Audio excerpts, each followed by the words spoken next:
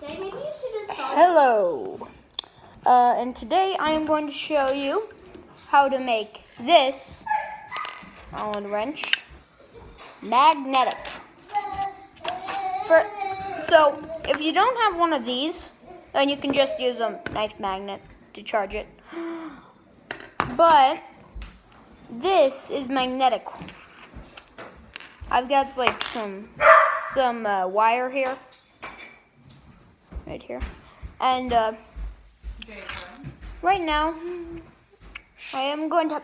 No, I do not want that near the camera, but as you can see, it's holding up, and watch this as I will now. Well, okay, so you'll just like, if you want it to be really like as powerful as this one, you just